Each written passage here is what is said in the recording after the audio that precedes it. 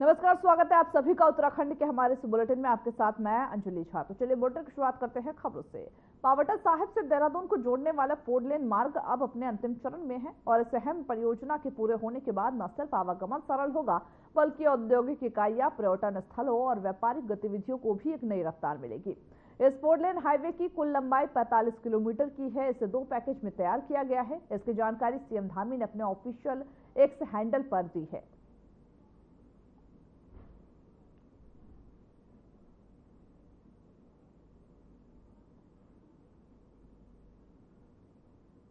वही केंद्रीय गृह मंत्री अमित शाह 26 अप्रैल को उत्तराखंड के दौरे पर रहेंगे। बीजेपी मुख्यालय में बीजेपी प्रदेश प्रवक्ता कमलेश रमन ने इस बारे को लेकर के जानकारी दी है। वही बताया कि 26 अप्रैल को केंद्रीय गृह मंत्री अमित शाह का उत्तराखंड दौरा है। इस दौरान ही वो एफआरआई में आयोजित जो कार्यक्रम है उसमें बतौर मुख्य अतिथि के तौर पर भाग लेते हुए नजर आएंगे। तो इस कार्यक्रम में गृह मंत्री अमित शाह शिरकत लेने वाले हैं।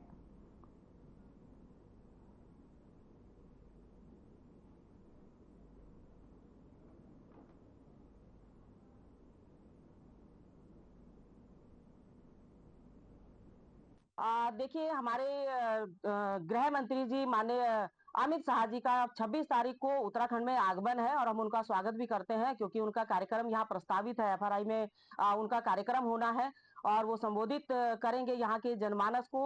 और संगठन में भी एक उत्साह है क्योंकि उन्होंने एक बहुत बेहतर सहकारिता के क्षेत्र में कार्य करने का काम किया है, उसको बढ़ाने का काम किया। हमारी जितनी कोऑपरेटिव सोसाइटी है उनको मजबूत करने का काम किया, उनको मॉडल बनाने का काम किया है। तो मुझे लगता है जब गृह मंत्री जी उत्तराखंड में यहाँ पहुंचेंगे तो एक अच्छी सौगात देने का काम इस उत्तराखंड को करेंगे, क्योंकि जब भी प्रधानमंत्री जी या अमित शाह जी का दौरा उत्तराखंड के अंदर होता है तो इस उत्तराखंड को नई नई सौगात मिलने का काम होता है।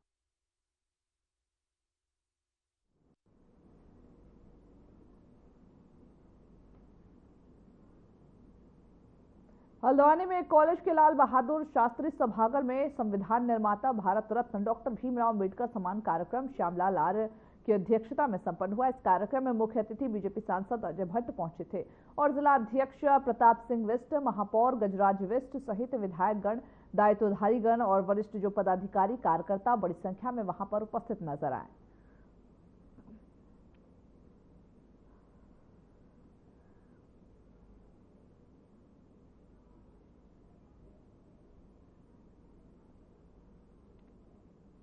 वही पौड़ी जिले के शतचंडी जन कल्याण समिति और Garhwal institute of paramedical sciences की ओर से सुमाड़ी गांव में निःशुल्क नेत्रजन शिविर का आयोजन किया गया, जिसमें बड़ी संख्या में लोगों ने भाग लिया और अपनी आंखों की जांच कराई। आयोजित शिविर में जरूरतमंदों को निःशुल्क चश्मे और दवाइयां भी वितरित की गई। वही संस्थान के जनसंपर्क अधिकारी डॉक्टर मदन मोहन नोडियाल ने और साथ ही नेत्र विशेषज्ञ डॉक्टर अनिमेश ने बताया है कि ग्राम पंचायत प्रशासक कृष्णा देवी के नेतृत्व में चलाए गए इस कैंप के दौरान बड़ी संख्या में लोगों ने शिविर का लाभ उठाया है।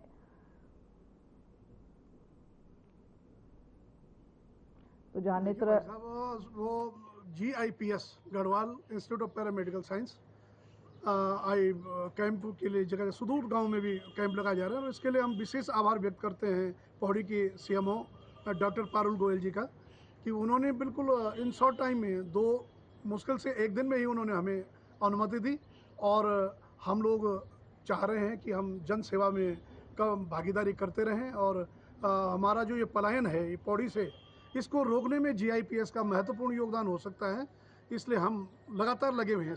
हमारे Garhwal institute of paramedical sciences and हमारे शतचंडी जन कल्याण समिति के द्वारा वहाँ के प्रधान के साथ, सुमाड़ी के प्रधान के साथ कांटेक्ट किया गया था एंड उनसे एक परमिशन ली गई थी कि हाँ यहाँ पे हम आई कैंप करना चाहते। तो ये एक जन कल्याण समिति के जन कल्याण के लिए था चीज़ें, तो उन्होंने बोला, उन्होंने मना नहीं किया चीज़ों के लिए, ठीक है आइए स्वागत है। फिर हम गए वहाँ पे, वहाँ जाने के बाद जब हम स्क्रीनिंग स्टार्ट किया तो हमने देखा कि वहाँ पे जो बुजुर्ग पॉपुलेशन है। वही पौड़ी जिले श्रीनगर विधानसभा क्षेत्र के थलीसैंण विकासखंड के पैठानी थाना क्षेत्र के अंतर्गत आने वाले जो 2.5 जुल्लू पट्टी के लोग बीते 10 अप्रैल से विद्युत व्यवस्था बाधित होने के चलते अंधेरे में जीवन जीने को मजबूर हैं। विद्युत विभाग से कई बार गुहार लगाया गया, उसके बावजूद भी सुनवाई न होने से आक्रोशित ग्रामीण अब आंदोलन का मन बना बैठे हैं। ग्रामीण विपिन पंत और दिनेश पंत ने यह बताया है कि आकाशीय बिजली के कड़कने से गांव में ट्रांसफार्मर क्षतिग्रस्त हुआ था, जिस गांव में उसको लेकर के जो बिजली आपूर्ति है वो बाधित हो गई है। मामले में संबंधित विभाग के अधिकारियों को अवगत कराया गया, लेकिन इसके बावजूद इस पर कोई भी सुनवाई नहीं हुई है और ये लोग अंधेरे में जीवन जीने को मजबूर है, जिसको लेकर के जो गाँव वाले हैं वो आक्रोशित हैं और आंदोलन का रुख अपना रहे हैं। नमस्कार साथियों, मेरा नाम विपिन पंत है। मैं ग्राम खरकासारी का निवासी हूं, जो कि विकासखंड थलीसैंण के थाना क्षेत्र पैठाणी, जिला पौड़ी गढ़वाल के अंतर्गत आता है। हमारे गांव में समस्या विगत 10 अप्रैल को शुरू हुई, जिसमें आकाशीय बिजली गिरने के कारण हमारे गांव का ट्रांसफार्मर जल गया था, जिसकी सूचना हमारे द्वारा संबंधित विभाग के अधिकारियों एवं कर्मचारियों को दी गई थी। लेकिन कई बार जानकारी देने के बाद भी शासन प्रशासन द्वारा इस समस्या पर कोई संतोषजनक जवाब हमें नहीं मिला और समस्या 10 दिन के बाद भी जस की तस बनी हुई है। गांव में लगातार गुलदार का खतरा बना रहता है और इस स्थिति में भी ग्रामवासी लगभग 2 सप्ताह से अंधेरे में जीने को मजबूर हैं। हमारी अपने सभी मीडिया के साथियों से अपील है कि हमारी सूचना शासन प्रशासन तक पहुंचाने में हमारी मदद करें और हमें जल्द से जल्द इस समस्या से निजात। वो उत्तराखंड में मौसम विभाग ने बारिश को लेकर के अलर्ट जारी किया है और उसको देखते हुए प्रशासन द्वारा सतर्कता बरती जा रही है। तेज बारिश के चलते जनजीवन अस्त व्यस्त नजर आ रहा। पौड़ी, टिहरी और रुद्रप्रयाग जनपदों में कहीं कहीं बारिश हुई। ऐसे में शादी समारोह में भी लोगों को दिक्कतों का सामना करना पड़ा। वही मौसम के करवट लेने से हल्की ठंड ने भी दस्तक दे दी है, जिससे कि लोगों को गर्मी से राहत जरूर मिली है, लेकिन पहाड़ी क्षेत्रों में बारिश आफत न बने, इसको लेकर के प्रशासन अब अलर्ट मोड पर है।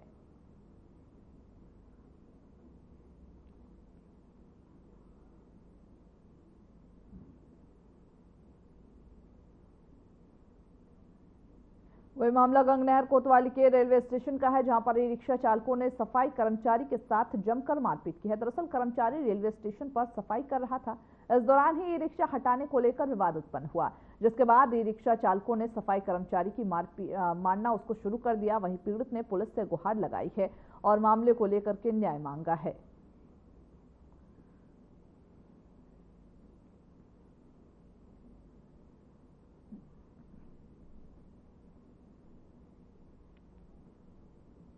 रुड़की के पिरान कलियर इलाके में एक बार फिर खनन से भरे हुए डंपर का कहर देखने को मिला, जहां डंपर हाई टेंशन पोल से टकरा गया, जिससे कि बड़ी दुर्घटना होने से बच गई।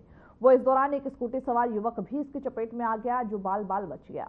सूचना पर मौके पर पहुंची पुलिस ने डंपर को मार्ग से हटा करके अपने कब्जे में ले लिया। आपको बताते ये भी चले कि पिरान कलियर इलाके में सोहलपुर रोड पर आबादी के बीच दिन रात खनन से भरे हुए जो डंपर है उनकी आवाजाही होती है, जिससे कि आए दिन दुर्घटना होते रहते हैं।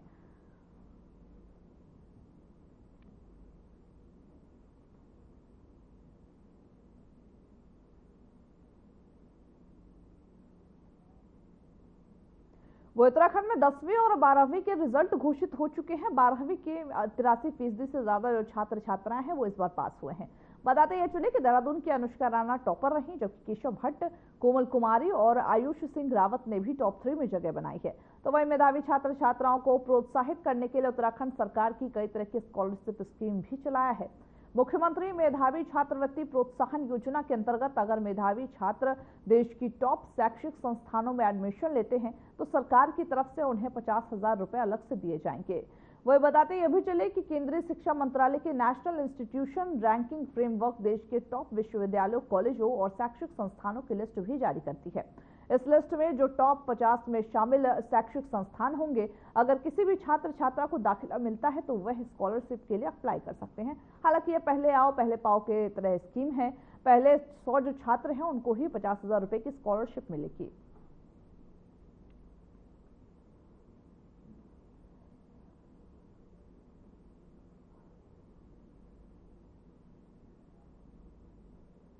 वही देहरादून उत्तराखंड में 30 अप्रैल से शुरू हो रही पावन चारधाम यात्रा को लेकर के राष्ट्रीय स्वास्थ्य मिशन ने व्यापक तैयारियां शुरू कर दी है। तीर्थयात्रियों की सेहत और सुरक्षा को प्राथमिकता देते हुए एनएचएम की मिशन निदेशक स्वाति सिंह भदौरिया ने बताया है कि इस बार की यात्रा में स्वास्थ्य सेवाओं को मजबूत किया जाएगा। भदौरिया ने यह भी कहा कि चारधाम यात्रा के लिए हमारे मेडिकल अधिकारियों की ट्रेनिंग जारी है। इस बार चारों धामों यानी कि बद्रीनाथ, केदारनाथ, गंगोत्री और यमुनोत्री में कुल 102 स्वास्थ्य मित्रों की तैनाती भी की जा रही है।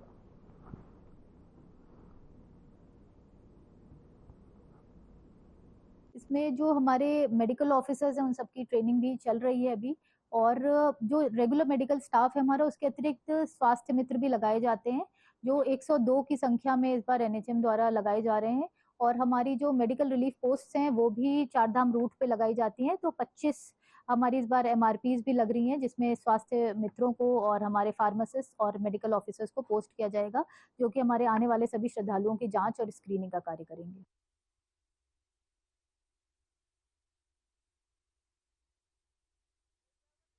की मृत्यु दर को कम करने के लिए राष्ट्रीय स्वास्थ्य मिशन उच्च जोखिम गर्भावस्था यानी कि हाई रिस्क प्रेगनेंसी को चिन्हित करने का काम कर रहा है, जिसे लेकर देहरादून के सीएमओ डॉक्टर मनोज कुमार मिश्रा ने कुछ समय पहले ही जिला स्तरीय बैठक की। डॉक्टर मनोज कुमार मिश्रा ने कहा कि हाई रिस्क प्रेगनेंसी की पहचान करने के लिए हमने सभी ब्लॉक अधिकारियों को निर्देश दिए हैं।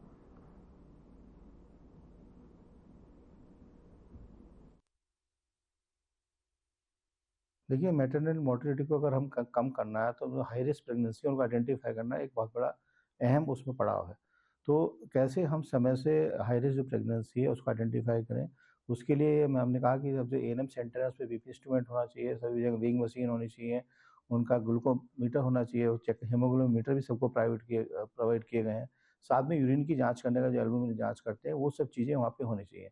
और जो 10 जो पॉइंट हैं जिसमें हम हाई रिस्क प्रेगनेंसी को डिफाइन करते हैं, 10 जो बिंदु हैं वो भी सबके यहाँ पे डिस्प्ले होने चाहिए।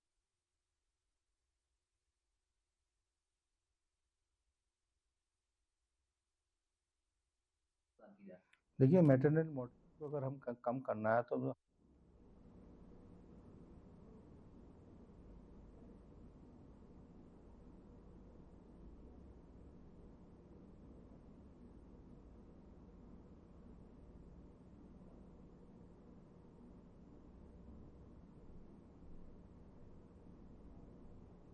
वहीं पश्चिम बंगाल में वक्फ कानून के विरोध की आड़ में भड़की हिंसा और हिंदुओं पर हो रहे हमलों के खिलाफ आज विश्व हिंदू परिषद की देहरादून जिला इकाई द्वारा जोरदार आक्रोश प्रदर्शन किया गया। प्रदर्शन स्थल जिलाधिकारी कार्यालय पर बड़ी संख्या में विहिप बजरंग दल, मातृशक्ति, दुर्गा वाहिनी और सत समाज के जो सैकड़ों कार्यकर्ता थे वो एकत्रित हुए और केंद्र सरकार से पश्चिम बंगाल में तत्काल राष्ट्रपति शासन लागू करने की मांग की। वेब कार्यकर्ताओं ने आरोप यह भी लगाया कि बंगाल सरकार की निष्क्रियता और मुस्लिम तुष्टीकरण की नीति के कारण राज्य में हिंदुओं की सुरक्षा खतरे में पड़ रही है। उन्होंने यह भी कहा कि वक्फ कानून की आड़ में हिंदुओं पर सुनियोजित हमले किए जा रहे हैं और राज्य सरकार इन घटनाओं को रोकने में नाकाम हो पा रही।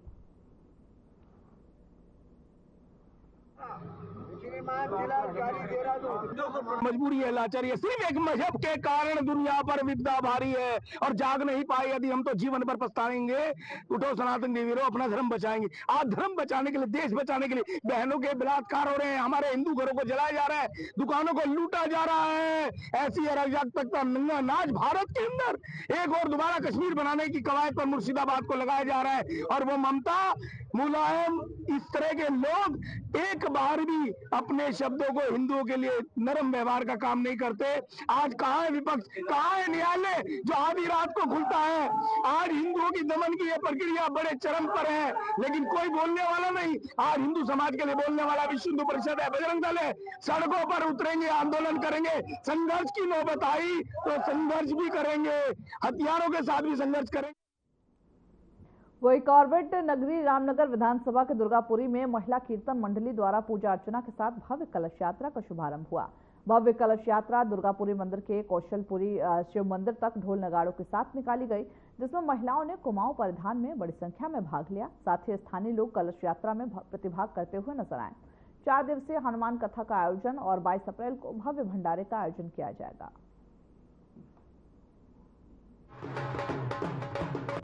जय श्री राम। जैसे कि अभी हमारे यहाँ पर मेरे साथ खड़े हैं हमारे नए यहाँ के रावत जी, बहुत सरल स्वभाव के। हमने जब भी कहा यहाँ पर आए हैं, हमारा सहयोग दे रहे हैं और यहाँ पर हमेशा कभी यहाँ देवी भागवत हुआ, कभी कृष्ण की कथा हुई, लेकिन आज पहली बार हनुमान कथा का आयोजन हो रहा है यहाँ दुर्गा मंदिर की कीर्तन मंडली की तरफ से।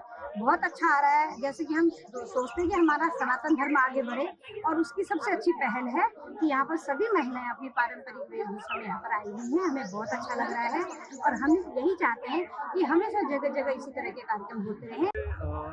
हमारे वार्ड संख्या 2 में दुर्गापुरी मंदिर पे ये कीर्तन मंडली है दुर्गापुरी, इसका आयोजन करा दिया। 4 दिवसीय हनुमान कथा का यहाँ पर आयोजन किया जा रहा है। ये हमारी महिलाओं की कीर्तन मंडली है और ये बहुत सुंदर यहाँ एक भव्य आयोजन कराया जा रहा है जो 4 दिन तक यहाँ चलेगा और 14 दिन। वो उत्तराखंड में मौसम का मिजाज बदलने लगा है, जिसे लेकर उत्तराखंड मौसम विभाग ने 19 अप्रैल के लिए ऑरेंज अलर्ट भी जारी किया। उत्तराखंड के अधिकतर जिलों में बारिश, आंधी तूफान और ओले गिरने की संभावना जताई गई है। मौसम विभाग ने ये संभावना जताया है। वहीं इस अलर्ट के बाद किसान के माथों पर बल पड़ते हुए नजर आ रहे हैं। इस वक्त खासकर मैदानी क्षेत्र में जहां बड़े पैमाने पर गेहूं की फसल खेतों में तैयार खड़ी है, ऐसे में अगर बारिश या तेज हवा या फिर ओले पड़ते हैं तो किसानों की तैयार फसलें बर्बाद हो सकती हैं और किसानों की मेहनत पर पानी फिर सकता। मौसम विभाग के अलर्ट से सहमे हुए किसान दिन रात अपनी गेहूं की इन फसलों को समेटने में लगे हैं, लेकिन 2 हफ्ते के काम को किसान एक दिन में नहीं समेट सकते।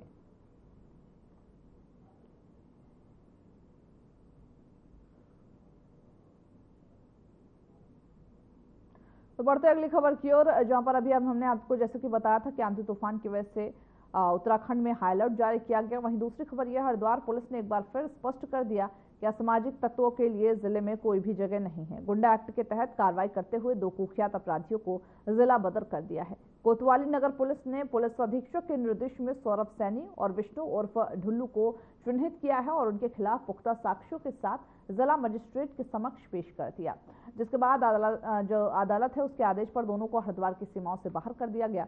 हरिद्वार पुलिस लगातार ऐसे तत्वों पर नजर रख रही है जो जिले में शांति व्यवस्था को प्रभावित करने की कोशिश करते हैं। हालांकि पुलिस का यह सख्त रवैया आम नागरिकों में सुरक्षा का भरोसा बढ़ाता और अपराधियों में कानून का खौफ पैदा करता है।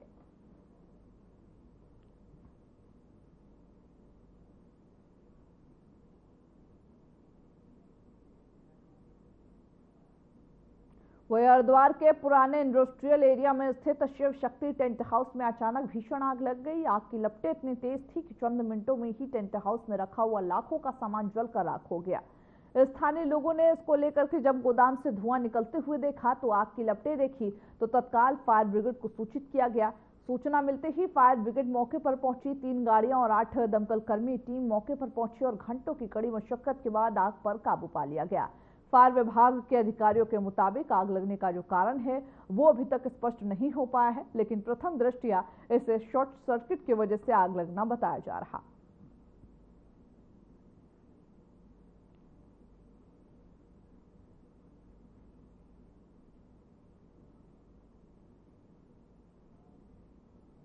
उत्तराखंड सरकार ने 4 धाम यात्रा की तैयारियां शुरू कर दी है और अब पूरी भी हो चुकी है। सरकार इसे सुगम और सुरक्षित बनाने के लिए लगातार काम कर रही है। मुख्यमंत्री पुष्कर सिंह धामी ने 4 धाम और केदारनाथ यात्रा को खुद मॉनिटरिंग किया है। मैराथन बैठकें ली है ताकि श्रद्धालुओं को किसी तरह की कोई असुविधा न हो। हर उन जरूरी बातों का भी ध्यान रखा जा रहा है जो यात्रा को सुरक्षित और सुविधाजनक बनाने में मदद करती है। देखिए इस रिपोर्ट को। 30 अप्रैल से उत्तराखंड में 4 धाम यात्रा शुरू हो रही है।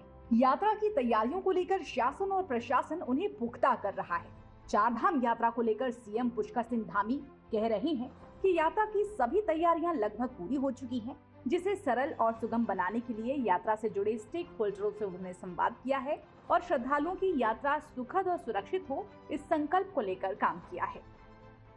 4 धाम यात्रा को लेकर सभी तैयारियां हमारी लगभग पूरी हो चुकी हैं और लगातार समीक्षाएं हो रही हैं। हमारा प्रयास है कि सभी जो यात्रा को संचालित करने वाले हमारे स्टेक होल्डर्स हैं उन सभी से संवाद स्थापित करके और जहां भी यात्रा में किसी प्रकार की अगर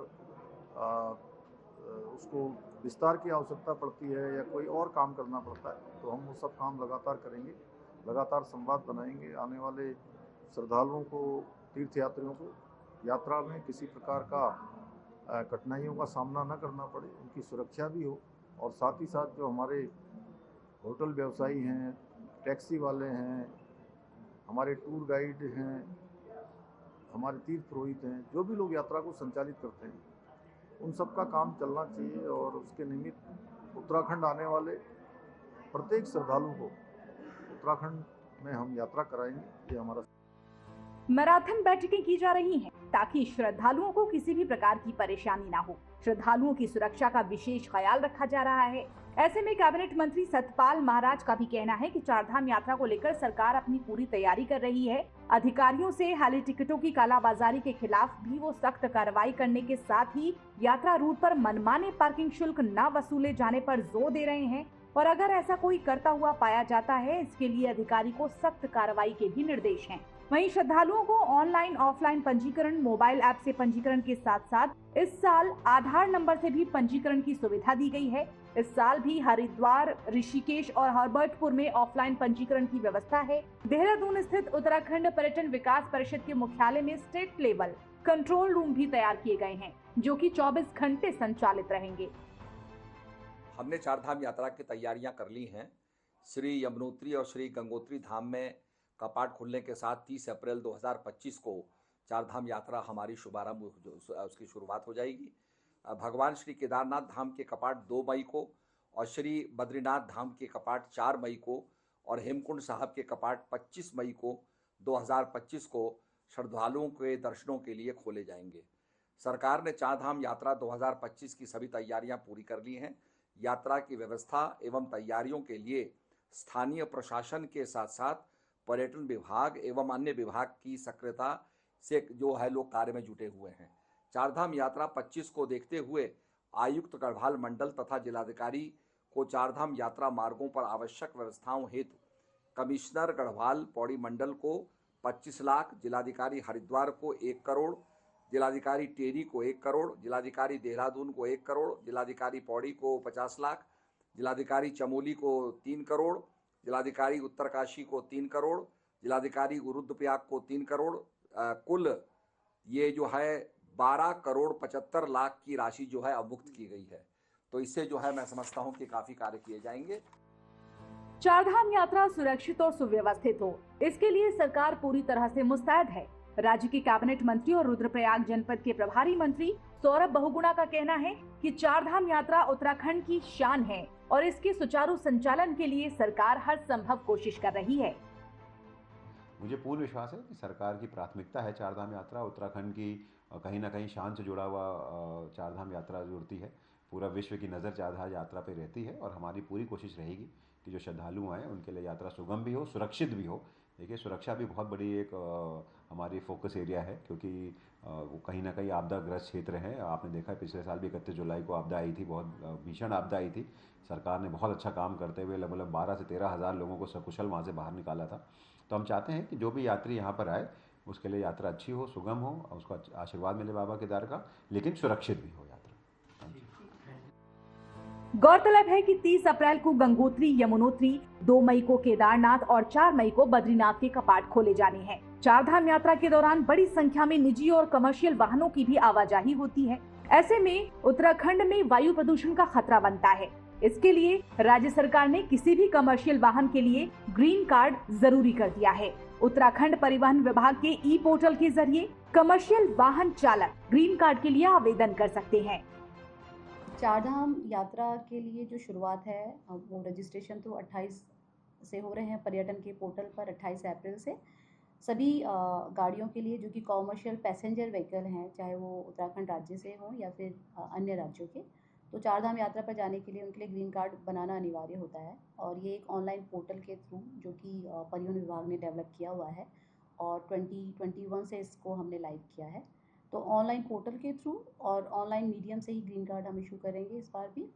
और ये पोर्टल आम जनता के लिए 11 अप्रैल से खोल दिया जाएगा, जिस पर अप्लाई करके ऑनलाइन ग्रीन कार्ड के लिए वो एप्लीकेशन अपना दे सकते हैं और फिर संबंधित कार्यालय जो कि वो चूज़ करेंगे वहाँ पर व्हीकल को इंस्पेक्शन कराने के बाद वो ग्रीन कार्ड जारी कर दिया जाएगा। हमारे स्टेट की गाड़ियों के लिए और जो अदर स्टेट की जो गाड़ियाँ 13 सीटर तक हैं उनके लिए पूर्व की भांति ही ग्रीन कार्ड होगा, जो कि 30 नवंबर तक मैक्सिमम, और उसके अलावा जहाँ तक उनके डॉक्यूमेंट की वैधता होगी वहाँ तक एक बार ही उनको इंस्पेक्शन कराना पड़ेगा परिवहन कार्यालय में आके। लेकिन जो 13 सीटर से ऊपर की जो गाड़ियाँ हैं जो कि यात्रा पर आएंगी अदर स्टेट की, उनको 15 दिन का ग्रीन कार्ड दिया जाएगा इस बार से। इसके साथ ही जो गाड़ियाँ अदर उसमें आ रही हैं यात्रा के अलावा कहीं पे ऐसे पर्यटक के तौर पर अगर आ रहे हैं तो उनको भी इस बार 15 दिन का जो ग्रीन कार्ड है वो लेना ग्रीन कार्ड पोर्टल के थ्रू अनिवार्य किया गया। आरटीओ प्रवर्तन अधिकारी अनीता चमोला की माने तो 13 सीटर और उनके ऊपर के वाहनों को 15 दिन के लिए ग्रीन कार्ड भी दिया जाएगा, जबकि चारधाम के अलावा किसी और स्थान पर जाने वाले कमर्शियल वाहनों को भी 15 दिन के लिए ही ग्रीन कार्ड उपलब्ध होगा। गौरतलब है कि बिना ग्रीन कार्ड के यात्रा सीजन में कमर्शियल वाहनों का संचालन करना पूर्ण रूप से अवैध माना जाएगा और इसके लिए कड़ी कार्रवाई के प्रावधान भी परिवहन विभाग निश्चित कर रहा है। कुल मिलाकर इस साल चारधाम में पिछले वर्षों की तुलना में अधिक श्रद्धालुओं के पहुंचने के कयास हैं, जिसके लिए सरकार और प्रशासन की तरफ से पुख्ता इंतजाम किए गए हैं। साथ ही ये निर्देश दिए गए हैं कि नियमों का अनुपालन न किए जाने पर हर विभाग कड़ा रुख अपनाता हुआ नजर आएगा। सीएम पुष्कर सिंह धामी की माने तो यात्रा को आपदा प्रभावित क्षेत्रों से सुरक्षित बनाना उनकी सरकार की प्राथमिकता है, क्योंकि पिछले वर्षों में आपदाओं का सामना करना पड़ा है। ऐसे में इस बार सरकार श्रद्धालुओं की सुरक्षा और सुविधा के लिए हर जरूरी कदम उठा रही है, ताकि चारधाम यात्रा जो उत्तराखंड की आन बान और शान है, इसे सुगम और सुरक्षित बनाकर धरातल पर भी उतारा जा सके। Bureau report, RNTV। तो चलिए खबरों के हमारे इस बुलेटिन में बस इतना ही। मुझे दीजिए इजाजत। नमस्कार।